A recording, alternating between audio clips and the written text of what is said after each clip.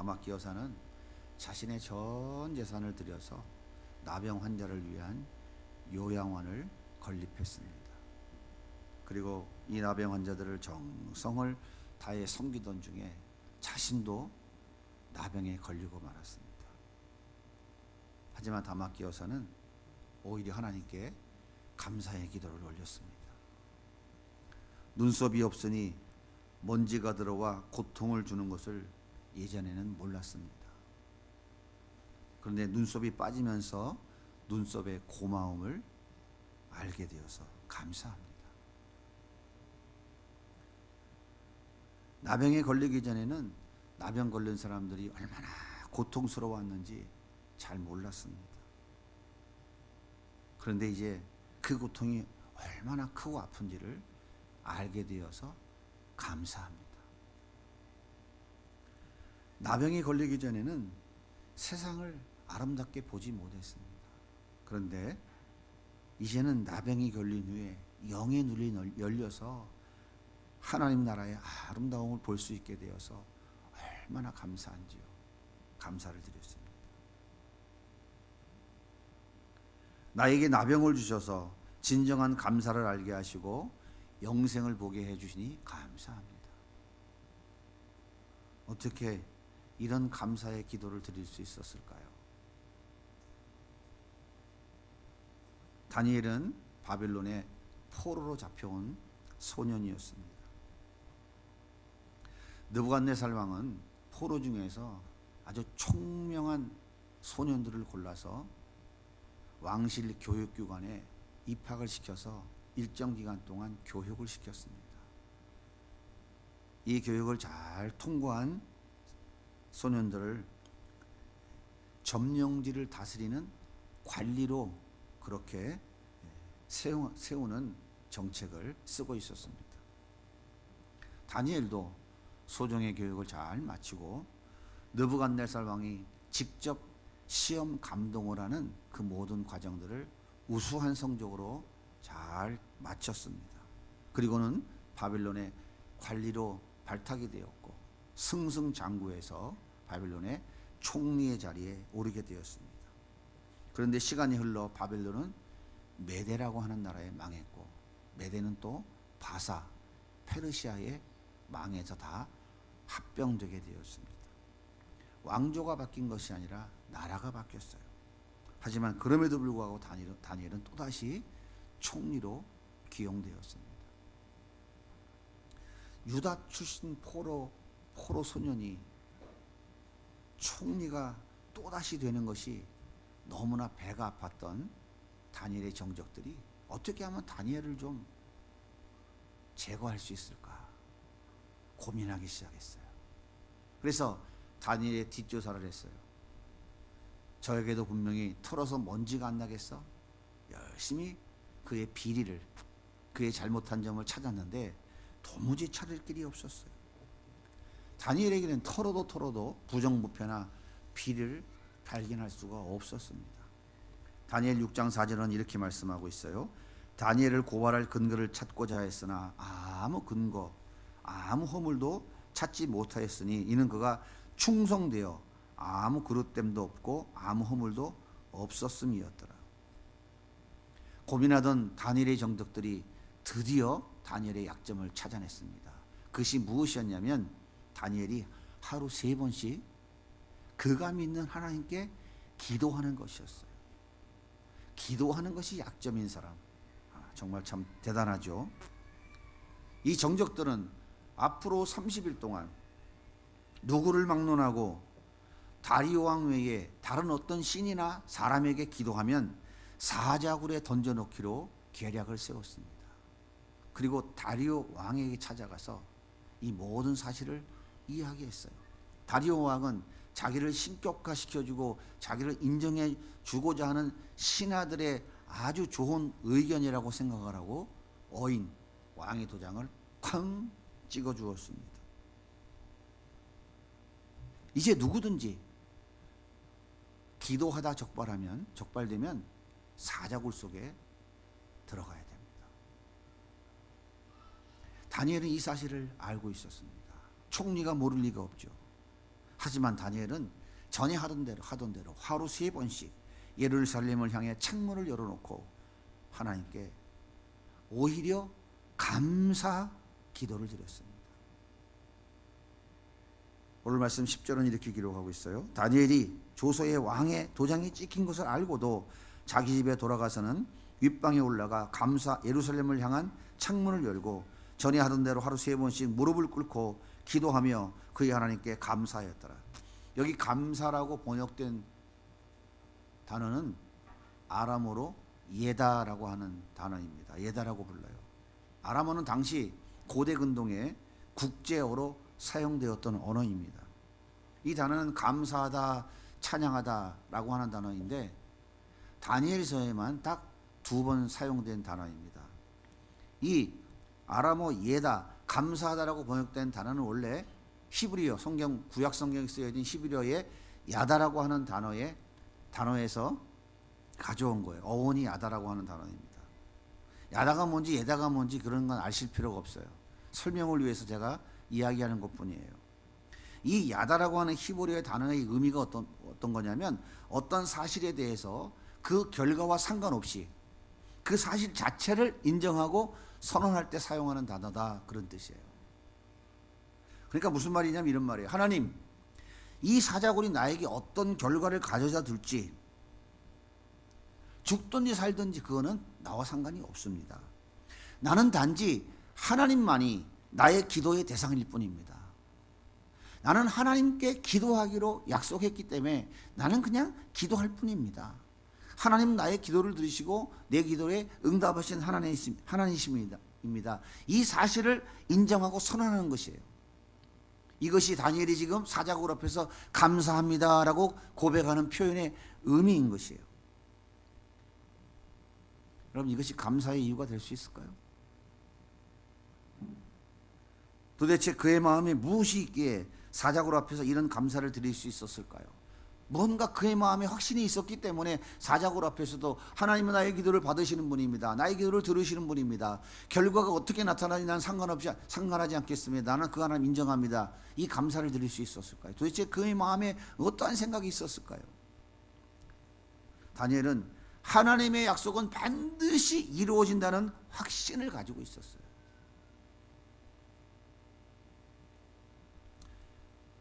열왕기상 8장 47절부터 53절에 이렇게 기록하고 있어요. 다 같이 한번 읽어보겠습니다.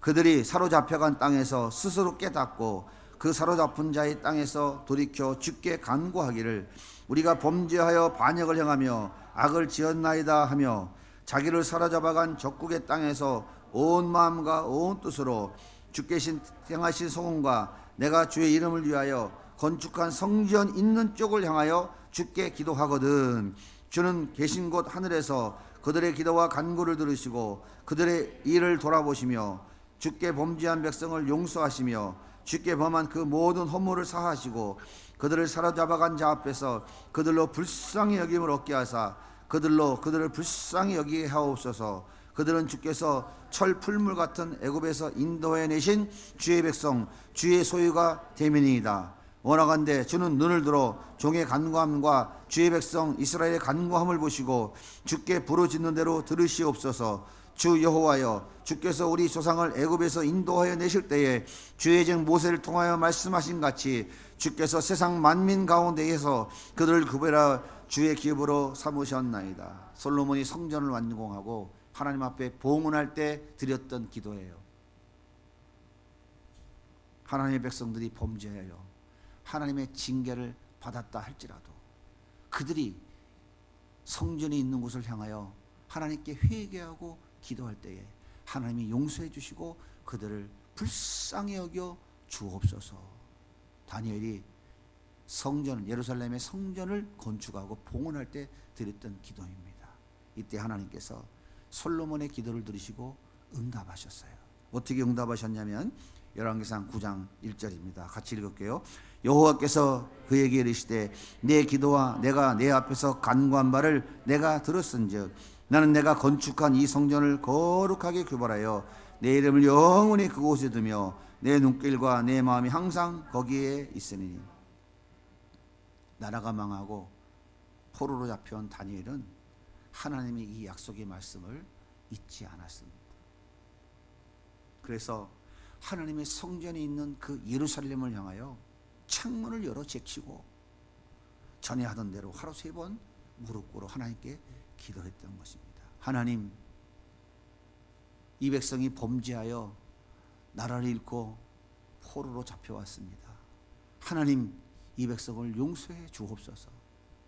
이 백성들이 다시 예루살렘으로 돌아가 성전을 회복하고 하나님의 백성답게 살아갈 수 있도록 하나님 불쌍히 여기시고 긍휼을 베풀어 주옵소서. 다니엘은 날마다 예루살렘을 향하여 그 하나님의 약속이 반드시 이루어질 줄 믿는 믿음 가지고 기도했던 거예요.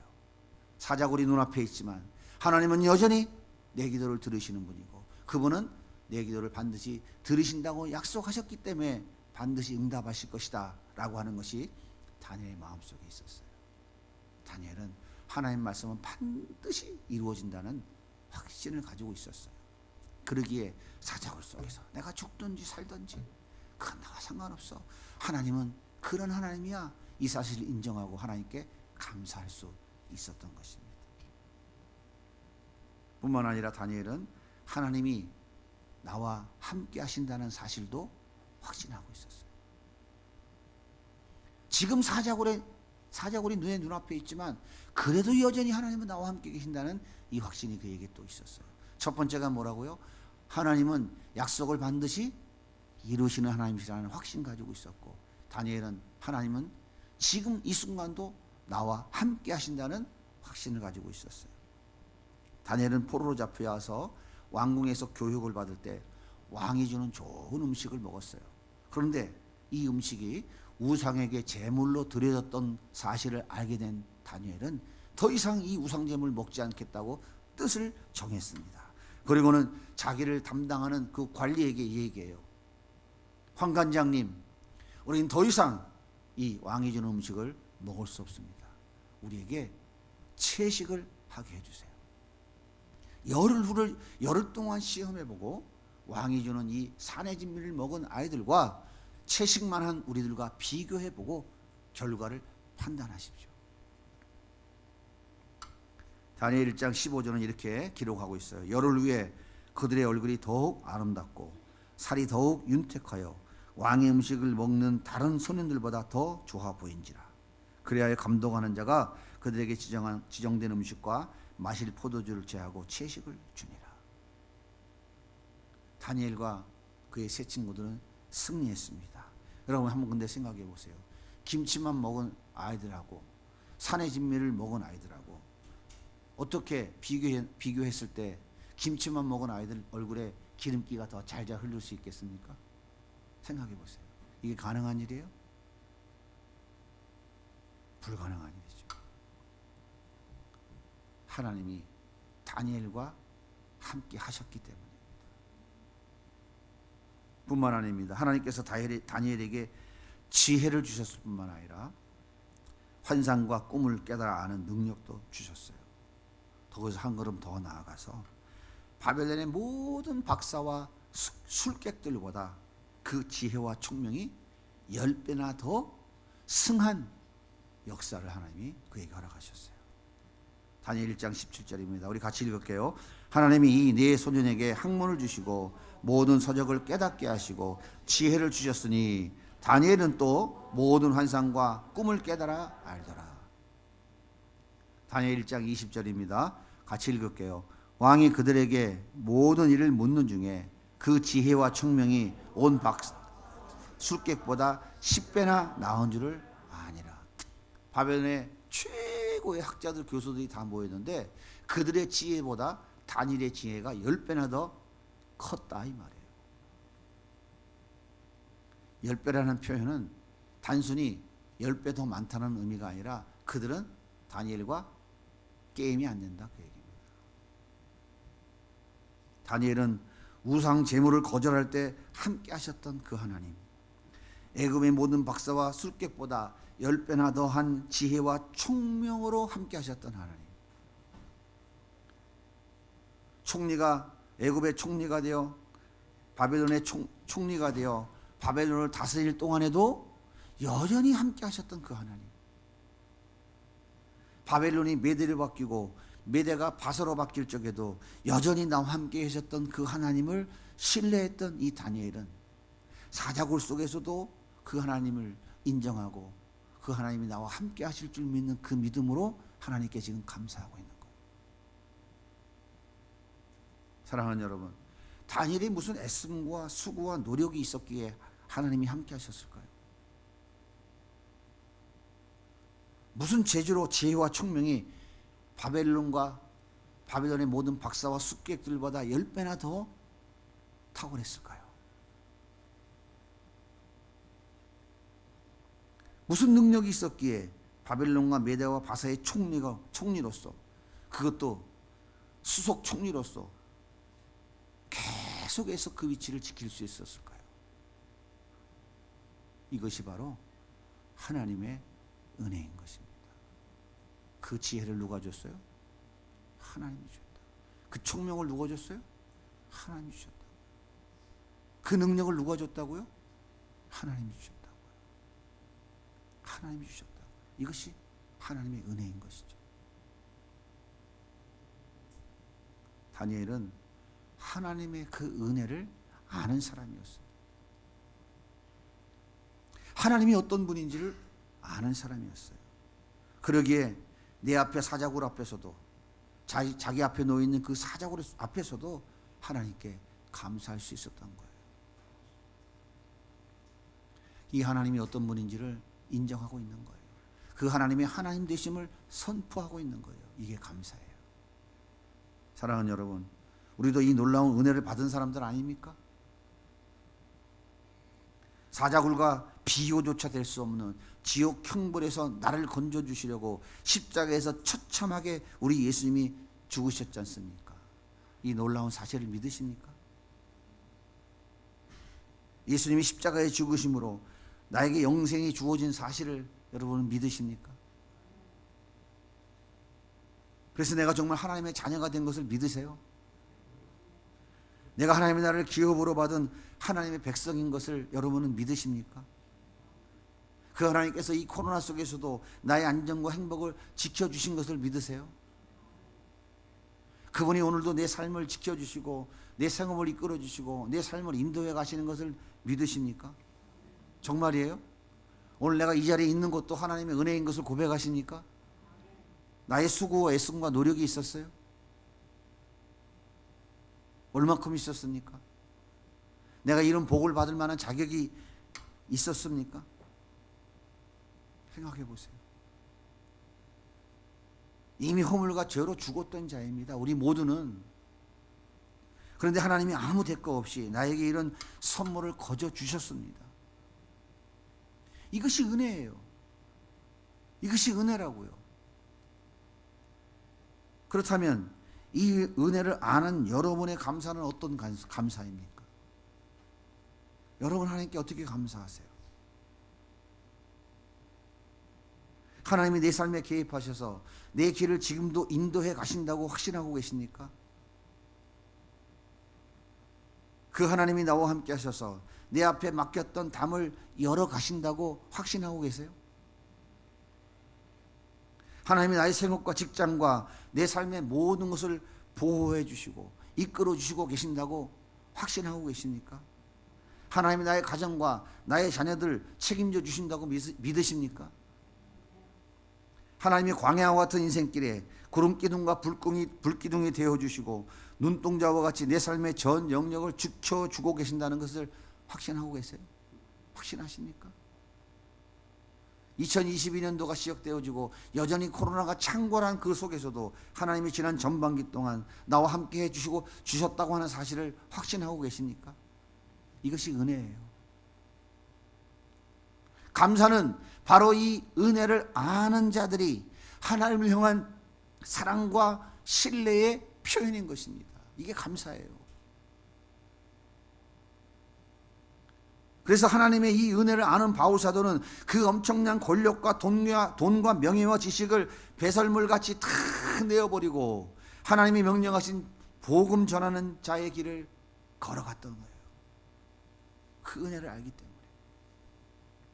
정말 말로 다 할 수 없는 고난과 역경을 겪으면서도 언제 죽을지 모르는 로마의 그 차디찬 감옥에서도 항상 기뻐하라, 범사에 감사하라, 그렇게 외칠 수 있었던 것입니다.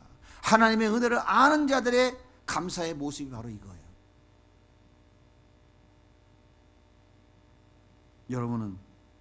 여러분의 감사는 어떤 감사인가요? 하나님의 그 은혜를 아는 자들의 사랑과 감사의 표현인가요?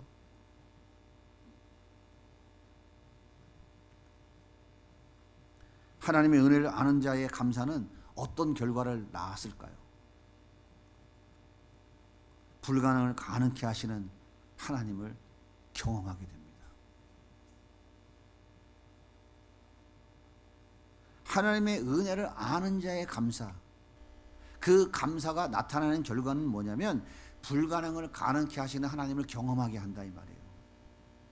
다니엘은 사자굴에 던져졌고 다리오 왕은 밤새 잠을 설쳤어요. 그리고 아침에 일찍 일어나서 사자굴 앞에 찾아왔습니다. 다니엘아, 다니엘아, 혹시 살아있으면 대접 좀 해봐라. 혹시 살아있으면 대답 좀 해봐라. 애타게 다니엘을 불렀어요. 이때 다니엘이 대답합니다. 6장 21절 같이 읽겠습니다. 다니엘이 왕에게 이르되 왕이여 원하건대 왕은 만수무강하옵소서.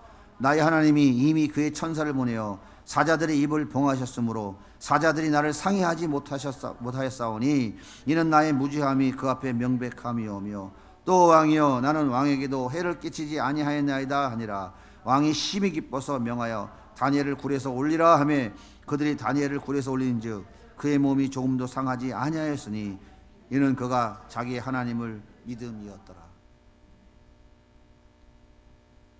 하나님께서 이미 천사들을 보내셔서 사자들의 입을 다 막아 놓으셨습니다. 그리고 다니엘은 고양이 같이 순해진 사자들과 함께 하룻밤을 잘 보내고 다시 사자굴에서 올라왔습니다. 하나님의 은혜를 아는 자들의 감사, 그들의 감사의 결과는 불가능을 가능케 하시는 그 하나님을 경험하게 합니다. 두 번째, 하나님을 아는 자들의 감사는 대신 갚아주시는 하나님을 경험하게 해요. 다리오 왕이 이렇게 명령합니다. 다니엘 6장 24절 같이 읽겠습니다. 왕이 말하여 다니엘을 참수한 사람들을 끌어오게 하고 그들의 처자와 함께 사자굴에 던져 넣게 하였더니 그들이 굴 바닥에 닿기도 전에 사자들이 곧 그들을 움켜서 그 뼈까지도 부서뜨렸더라. 다니엘의 정적들과 그의 처자들을 다니엘을 죽이려고 했던 사자굴에 다 집어 던졌어요. 다니엘 대신에 다리오 왕이 대신 갚아준 거예요. 그들의 발이 사자굴 땅바닥에 떨어지기도 전에 굶주린 사자들을 그들을 다 삼켜버렸는데 뼈다구까지 다 부셔뜨려 버렸더라. 성경은 기록하고 있습니다. 하나님께서 다리오를 통하여 다니엘의 원수를 대신 갚아주신 거예요. 우리가 예수 믿으면서 이런 하나님을 경험하며 살아야 되지 않겠습니까? 얼마나 멋진 하나님이십니까? 세 번째, 하나님을 아는 자들이 감사는 어떤 결과를 나타내냐? 더 큰 존귀와 영광을 누리게 하시는 하나님을 경험하게 합니다. 바벨론이 메대에 멸망했지만 다니엘은 여전히 메대의 총리의 자리에 앉아 있었어요. 그런데 메대가 바사에 멸망할 것인데 그때에도 총리의 자리에 앉아 있을 것이라고 말씀하셨어요. 다니엘 6장 28절 같이 읽겠습니다. 시작. 이 다니엘이 다리오 왕의 시대와 바사 사람 고레스 왕의 시대에 형통하였더라. 나라가 3번 바뀌었어요. 근데 여전히 총리의 자리에 앉아 있는 거예요. 바벨론보다 메대가 더 커요. 페르시아는 바벨론과 메대를 다 합치고 원래 바사 제국까지 합친 고대 근동의 가장 거대한 제국, 이 제국이에요. 이 제국의 총리로 다니엘은 하나님이 세우셨어요. 더 큰 영광과 존귀의 자리에 하나님이 그를 올려놓으신 것입니다. 다니엘은 포로로 잡혀온 소년이었지만 바벨론과 메데 그리고 페르시아 3개 나라의 수석 총리로서 영광을 놓지 않았습니다. 이게 가능한 일일까요? 뿐만 아니라 페르시아 원년 고레스가 왕에 오르자 그토록 소망했던 다니엘의 기도가 이루어졌어요. 사자굴 앞에서도 하루에 3번 예루살렘을 향하여 창문을 열어놓고 기도했던 그 소망, 그 기도가 응답됐어요. 하나님 용서해 주시고 이 백성들을 다시 회복시켜 주세요. 예루살렘 성전으로 다시 돌아가 성전을 회복할 수 있도록 도와주세요라고 했던 그 기도가 드디어 응답되어져서 페르시아가 메대 바벨론 다 합병해서 거대 제국을 이루고 왕위에 딱 올랐을 때 그 원년에 왕위에 오른 그때에 고레스가 칙령을 내립니다. 유다의 모든 포로들은 다 고향으로 돌아가라. 하나님의 약속의 응답이 눈앞에서 펼쳐지는 것을 다니엘이 볼 수 있었던 것이죠. 400년 전 솔로몬에게 약속하셨던 그 하나님의 말씀이 이루어지는 것을 두 눈으로 똑똑히 보았어요. 뿐만 아니라 수많은 구약의 선지자들을 통하여 70년 후에 돌아갈 것이라고 약속했던 그 약속도 분명히 두 눈으로 똑똑히 보았어요. 사랑하는 성도 여러분, 하나님의 은혜를 아십니까? 그렇다면 여러분의 감사는 어떤 모습입니까? 지난 6개월 동안 아무 일 없이 건강하게 살게 해주신 것 때문에 감사하십니까? 나의 소원이 이루어진 것 때문에 감사하십니까? 내가 원하는 것을 수여한 것 때문에 감사하십니까? 물론 이것도 충분한 감사의 이유가 됩니다. 하지만 하나님의 은혜를 아는 자들은 자기의 생명도 아낌없이 하나님께 드리는 감사예요. 자신의 모든 것을 다 드려도 전혀 아깝지 않는 감사입니다. 그래서 바울은 이렇게 외치는 거예요. 그러므로 형제들아, 내가 하나님의 모든 자비하심으로 너희에게 권하노니 너희 몸을 하나님이 기뻐하시는 거룩한 한 제물로 드리라. 이런 너희가 드릴 영적 예입니다. 이것이 하나님의 은혜가 무엇인지 아는 자들에게 들려주는 바울의 외침이에요. 7 귀신 들렸다가 구원받은 막달라 마리아가 자기의 전 재산인 나드 한 옥합을 예수님의 발에 붓고 머리털로 씻었습니다. 이것이 은혜를 아는 자의 감사예요. 예수님을 3번이나 부인하고 저주까지 하고 도망갔던 베드로가 나는 예수님처럼 십자가에 똑바로 매달려 죽을 수 없습니다. 나를 거꾸로 매달아 죽여주세요 라고 외치면서 그의 생을 마감했어요. 이것이 은혜를 아는 자의 감사예요. 나병 환자들 위해 자신의 모든 삶을 바치고 자신의 모든 재산도 다 바치고 자신의 몸도 다 바쳤던, 그리고 끝까지 신사참배를 거부하다가 처참하게 순교하신 손양원 목사님, 이것이 은혜를 아는 자의 감사입니다. 사랑하는 여러분, 우리가 받은 구원의 은혜가 얼마나 귀하고 귀한 것인지 알고 계십니까? 아이, 죽으면 천국 가는 건데 뭐 그 정도로 알고 계시나요? 예수를 모르는 거예요.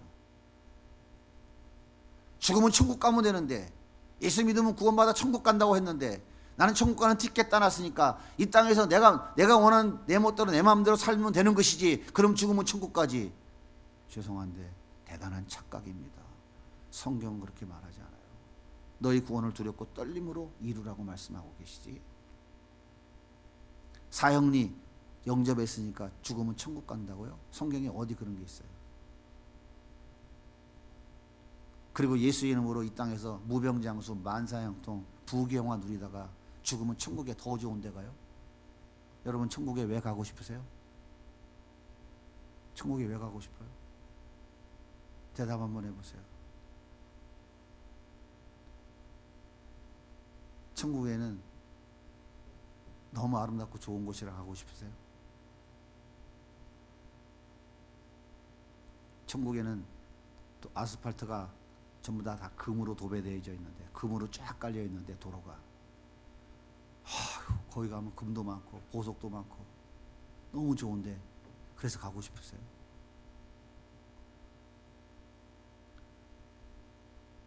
그래서 가고 싶으신 분은 예수님을 모르는 분이에요. 이 땅에서 누리지 못한 거 죽어서 천국에 가서라도 누려보겠다고 사는 생각인 거예요. 천국이 아름다운 곳이에요. 좋은 곳이에요. 이 세상과 비교될 수 없었어요. 에덴 동산보다 더 완전한 곳이에요. 그곳에 왜 가고 싶으세요? 나를 왜 십자가에 죽으신 예수님, 나 같은 죄인을 살려주려고 자신의 모든 피와 물을 다 쏟아서 나 같은 거짓말도 못한 죄인을 살려주신 그 예수님, 그분 얼굴 좀 보고 싶어서, 사랑하는 그분 좀 만나고 싶어서 천국 가고 싶으신 거죠? 거기 가서 잘 먹고 잘 살려고 천국 가시려고 생각하시는 분들은 굉장히 위험한 생각이에요. 그건 꿈을 헤매고 있는 거예요. 예수님을 모르는 거예요. 예수님을 진짜 아는 사람들은 사자굴 앞에서도 오히려 감사해요. 전혀 두려워하지 않아요.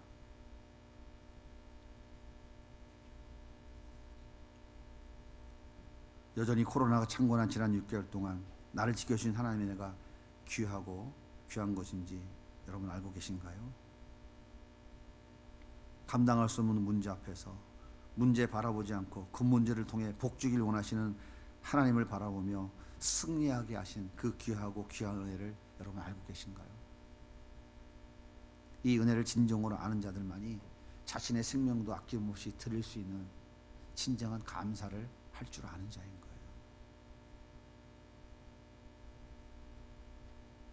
이런 감사를 드리는 자가 불가능을 가능케 하신 하나님을 경험할 수 있어요.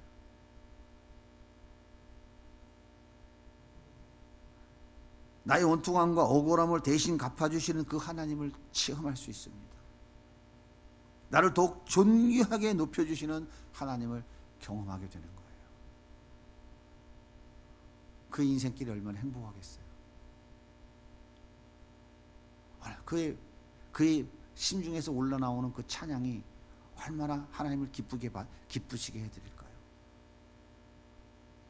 봉투에 돈 몇만 원 담아서 감사합니다 하고 방송헌금 봉투에 헌금함에 집어넣는 거, 우리 주님이 그것을 보고 기뻐하실까요? 우리 주님 뭐라고 하셨어요? 과부의 두 랩돈, 자기 전 재산, 그 전 재산을 드렸다는 의미가 뭐예요? 주님을 사랑하는 거죠.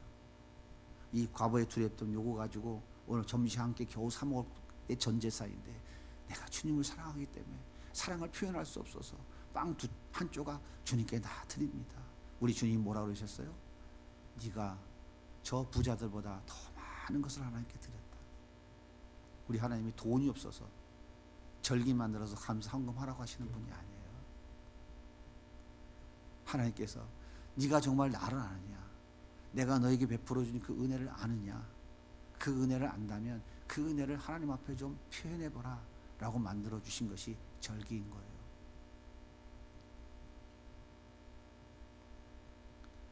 그런 작은 우리의 감사의 표현을 하나님은 크게 보시는 거예요. 크게 보시고 그 불가능을 가능케 하시는 하나님의 역사를 우리 삶 가운데 보여주신다니까요. 나의 원통함과 억울함을 대신 갚아주시는 그 하나님을 보게 하신다니까요. 그리고 나 같은 별볼일 없는 사람을 존귀하게 높여주셔서 나를 통하여 하나님을 더 높이 드러내는 그런 도구로 써주시는 거라니까요. 사랑하는 여러분, 하나님의 은혜가 무엇인지 알기 위해서 애쓰고 힘쓰셔야 됩니다. 그 은혜를 알면 그 은혜 때문에 몸도 드리고 물질도 드리고 시간도 드리고 나의 모든 것을 다 드릴 수 있어요. 이것이 성도들이 드려야 할 감사입니다. 많이 힘들고 어려우시겠죠? 그런데 우리는 그 길로 갈 수밖에 없어요. 하나님 우리 그렇게 만들어 가신다니까요. 결국은 우리 그 길로 이끌어 가셔요. 그러므로 그럼 알아서 그렇게 만들어 보세요 하고 버티는 사람이 좋겠어요. 주님, 그 은혜를 아는 자다운 삶을, 감사의 삶을 살아갈 수 있도록 나에게 은혜를 주세요, 도와주세요라고 기도하며 그 은혜를 사모하며 간구하는 것이 바른 자세일까요? 저는 어제 한 목사님과 장시 교제를 하다가 놀라운 사실을 발견했어요. 전 처음 들어보는데 그분은 많이 알고 있더라고요.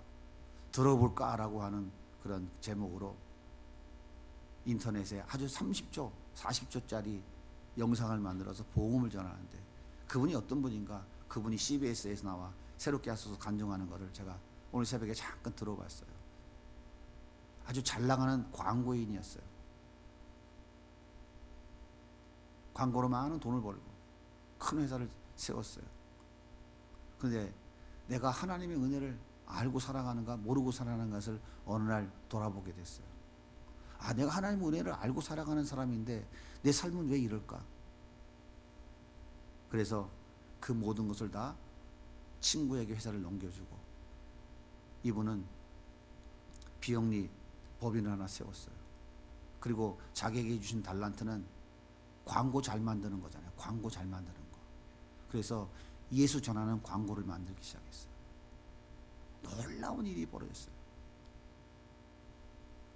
하나님 은혜에 감사해서 자신의 모든 것을 다 하나님께 드렸어요. 다 드렸어요. 다 포기했어요. 다 버렸어요. 그리고 광고회사 만들어가지고 비영리 광고회사, 돈 안 받고 광고해주는 광고회사 누구한테 주는 거예요? 예수 전하는 복음 전하는 광고 만들어서 교회에 필요한 그리스도인들에게 거냥 주는 거예요. 직원을 상당히 많이 쓰고 있는데 돈 한 푼 안 버는데 그걸 누가 직원들 월급 줘요? 하나님이 공급해 주시는 거예요. 과거에 돈 잘 버는 유명한 광고인에서 하나님이 그를 존귀하게 높이셔서 이제는 전 세계가 알아주는 훌륭한 예수 광고하는 사람으로 그것을 하나님이 그를 높이셨더라고요. 저는 이걸 보면서 깜짝 놀랐어요.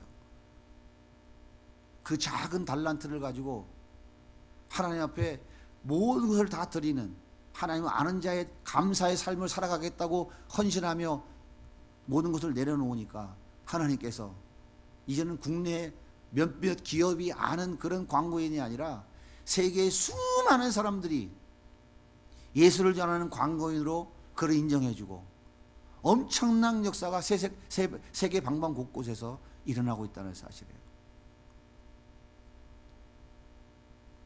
이것이 하나님을 아는 자의 감사의 모습인 거예요.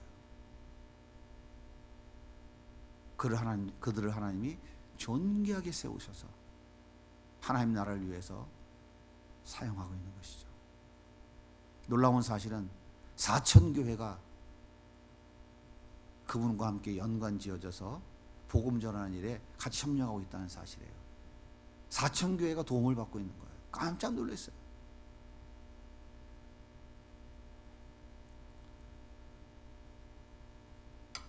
이런 감사가 여러분 삶에 날마다 나타날 수 있기를 소원합니다. 우리 교회는 이렇게 하나님을 아는 자들의 감사의 삶이 더 풍성하게 멋지게 드러나기를 정말 소원해요. 여러분들이 정말 그 감사의 표현으로 섬기고 있는 다음 세대 사역들, 우리 더 행복 교실 사역들, 하나님이 정말 기뻐하시는 것이고 하나님 은혜를 아는 자들의 감사의 삶 속에서만 가능한 일들을 여러분들이 지금 하고 계시는 거예요. 하나님이 기쁘게 받으시고 틀림없이 머지않아 더 존귀하게 더 귀하게 여러분의 생업을 높여주실 것이고 여러분의 가정을 높여주시고 여러분의 직장을 높여주시고 하나님의 은혜와 축복을 물붓듯이 부어주실 줄 믿습니다. 우리 교회 한 청년이 하나님 그렇게 이미 그 높이는 존귀와 영광의 자리에 높이는 일을 하나님이 시작하셨어요. 우리 교회 청년이 그런 분이 있어요. 제가 구체적으로 말은 하지는 않겠습니다. 나중에 얘기할게요. 저는 기도하면서 하나님께서 이끌어 가신 것을 확신하고 있어요. 깊은 얘기는 제가 하지 않았지만 우습게 되는 게 아니고요. 하나님을 아는 자들의 그 감사의 삶은 이런 역사를 이뤄내는 것입니다. 여러분 조금 있으면 더 그 모습을 우리 이 공동체 안에서 더 선명하게 보게 될 것입니다. 이런 감사를 통해 하나님의 기적을 상식처럼 누리며 살아가는 우리 모든 성도님들 되시기를 예수님의 이름으로 축복합니다.